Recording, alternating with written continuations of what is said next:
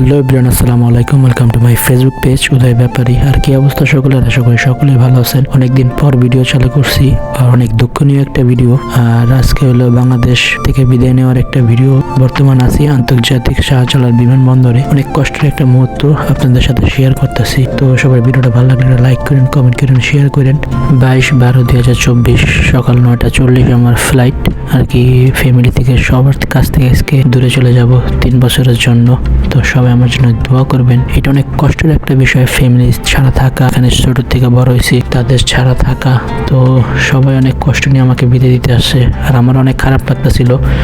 তো চোখের পানি আর ধরে রাখা সম্ভব হইতেছিল না। তা অনেক কষ্টকর একটা মুহূর্ত কাটাইছি। তো সবাই চলে আসছে আমাকে বিদায় দেওয়ার জন্য। আর আমি এখানে পাসপোর্ট, কাগজপাতি, ভিসা সবকিছু গুছিয়ে ব্যাগের মধ্যে রাখতেছিলাম। সবকিছু একবার চেক করে নিতেছিলাম। আর আমাকে বলছিল 3 ঘন্টা 3.5 ঘন্টা আগে ঢোকার জন্য। তো আমি আপনাদের সবকিছু ডিটেলসে বলবো আমি কিভাবে কি করলাম না করলাম। তো প্যারা নেওয়ার কিছুই না, একবারে সিম্পল, একবারে ইজি। এখন খুব সহজে সবকিছু হয়ে যায়। আর আমি কিভাবে কি করলাম, কিভাবে ইমিগ্রেশন পার করলাম, কিভাবে প্লেন উঠলাম, সবকিছু যাবতীয় আপনাদের বলবো। তো এখন সবার কাছ থেকে বিদায় নেব, বন্ধু বান্ধব, বড় ভাই, ফ্যামিলি সবার কাছ থেকে। তো সবাই আমার জন্য দোয়া করবেন, আমি জানি সফলভাবে এবার বাংলাদেশে ফিরে আসতে পারি। তো সবাই ভিডিওটা দেখেন আর সব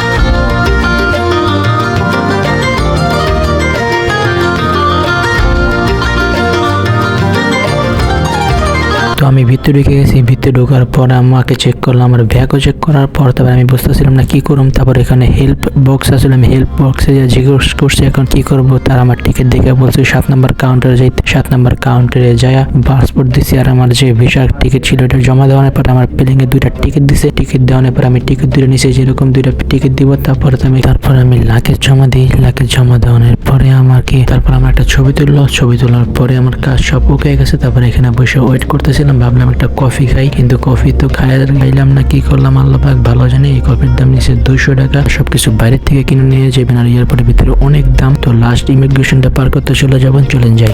স্বপ্ন পূরণের লক্ষ্যে রওনা দিচ্ছি।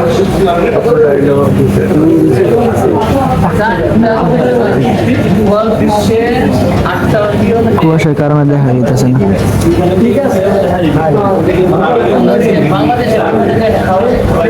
ইনশাল্লাহ সফলতা নিয়ে ফিরবো।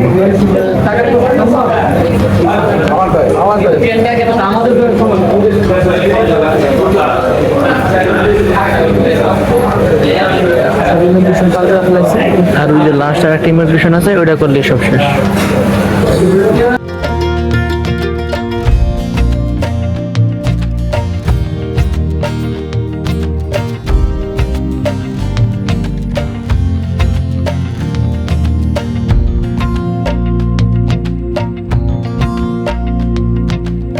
আমি তো ভাবছি লাগতেছে কত নাই কঠিন, কিন্তু না একবারে সহজ, একবারে পানির মতন সহজ। আপনার কিছুই করা লাগবে না। ইমিগ্রেশন পার করার পরে আমরা একবারে সিরিয়াল ধরে দাঁড়াইছি, সিরিয়াল ধরে দাঁড়াই আমাদের এখানে বাসেই না উঠেছে। বাস উঠানোর পরে এখান থেকে ডাইরেক্ট একবার ডাইরেক্ট প্লেন উঠেছে। আর আপনার প্লেনে যত সিট নাম্বার হইতো সিট নাম্বারে যা বসে পড়বেন, বসে পড়ার পরে আপনাকে বলবে সিট বেল্ট লাগাইতে, আপনি সিট বেল্ট লাগাবেন। আর যার ব্যাগ, যদি ব্যাগ থেকে উপরে ব্যাগ রাখার জায়গা আছে আপনি ওখানে ব্যাগ রাখতে পারেন। ব্যাগ রাখার পরেই তো মনে করেন আপনার হাইস 5-7 মিনিট আপনাকে রাখবে, তারপরে প্লেন ছেড়ে দেবে। তো আমি আপনার অনুভূতিটা দেখাইতেছিলাম। আপনারা যদি নাগরদোলায় উঠে দেখেন তাহলে প্লেন ওঠা কোনো একবারে ব্যাপারই না। আমি ভাবছিলাম কত না কত কি উপরে দিয়ে যাবে, কত কষ্ট কত কি, কিন্তু একবারে ইজি। আপনি যেরকম নাগরদোলা যেরকম উপরে উঠলে একবার নিচে নামলে যেমন একটা ঝাঁকি খায় না, এরকমই। আর শুধু একবারে কিছু না, একবারে সিম্পল 30-40 সেকেন্ডের মধ্যে আর কি একটা জোরে একটা টান নিল। টান নেওয়ার পরে প্লেন একবারে উপরে উঠে গেল। 2 মিনিটের মাথায় একবারে প্লেন উপরে উঠে একবারে সোজা হয়ে গেছে।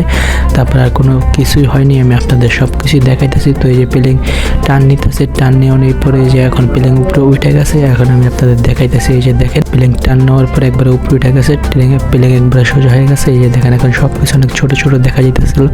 এখন মাত্র উপরে উঠছে। এখন একবারে উপরে যখন উঠে যাবে ওই সংখ্যা কিছুই দেখা যায়নি। তো সব কিছু আপনাদের সাথে শেয়ার করতেছি। ভিডিওটা ভালো লাগলে সব একটা লাইক করেন, কমেন্ট করেন। তো বিমান উপরে ওঠার পরে 10 মিনিট পরে আপনি আপনার সিট বেল্ট খুলে ফেলাইতে পারবেন। খুলে ফেলানোর পরে আপনি হাঁটাচলা করতে পারবেন। আপনি যদি ওয়াশরুমে যাইতে চান ওয়াশরুমে যাইতে পারবেন। তো আপনার ওইখানে আপনার মাথার উপরে ফ্যানের ব্যবস্থা আছে। এখানে এসি চলতেছিল, আপনার ফ্যান কোনো প্রয়োজনই নাই। তো সবকিছু এনজয় করতেছিলাম, অনেক ভালো লাগতেছিল। সবকিছু আপনাদের বলবো। তো তার কিছুক্ষণ পরে আপনাদের আমাদের খাবার দিবে। খাবারের সবকিছুই বলবো, কি কি খাবার দিল কি না দিল সবকিছুই বলবো। কিছুক্ষণ পরে আপনাদের খাবার দিছে। খাবার দেওয়ার পরেই আপনাদের কফি আছে, পানি আছে, কোল্ড ড্রিঙ্ক আছে, ড্রিঙ্কস আছে, আপনি যা খাইতে চান সবকিছুই আছে আর কি ওইখানে। তো আপনার কোনো প্যারা নেই, একবারে ছিল। আমাদের খাবার দিছে হইলো 2টা বিস্কুট দিছে, একটা পাউরুটি দিছে, আর এখানে একটা ছোলা বুট ছিল, আর এখানে লবণ ছিল, আর একটা সসের প্যাকেট ছিল। তো আমাদের খাবারটা ভালোই ছিল, খারাপ না। যেহেতু এখানে সবাই মুসলিম ছিল, মুসলিম আইটেমের খাবারটা দিছে। আর এখানে ছিল মুরগি আর হইলো রাইস। তো এটাই খাইছিলাম। কিছু দেখালাম, ভাবলাম ওয়াশরুমটা দেখাবো না কেন। তারপরে ওয়াশরুমে এসে একটা ভিডিও করলাম। এই যে এখানে আছে টিস্যু আছে, পানি আছে, সবকিছুর ব্যবস্থাই আছে। আপনি সবকিছুই ব্যবহার করতে পারবেন। টানা 8 ঘন্টা প্লেনে থাকার পর আইসা বললাম নাইজেরিয়ার একটা শহর ইতুবিতে আসার পরে এখান থেকে প্লেন নামায়া প্লেন থেকে আমাদের বাসে নিয়ে গেছে এয়ারপোর্টের ভিতরে একটা ছোটখাটো একটা ইমিগ্রেশন পার করলাম। এই ইমিগ্রেশন পার করার পর এখন আমরা এখানে 3-4 ঘন্টা ওয়েট করব। ওয়েট করার পরে এখান থেকে আমরা সৌদি আরবের দাম্মামের উদ্দেশ্যে রওনা হবো। তো আজকের ভিডিওটা ছিল এই পর্যন্তই। তো কোনো ঘাবড়ানোর কিছু নেই, একবারে সিম্পল ভাবে আসতে পারবেন যারা আইতে চান। তো ভিডিওটা ভালো লাগলে সবাই লাইক করেন, কমেন্ট করেন, শেয়ার করেন। সবাই ভালো থাকেন, সুস্থ থাকেন। হ্যাভ ফান, গুড বাই, আসসালামু আলাইকুম।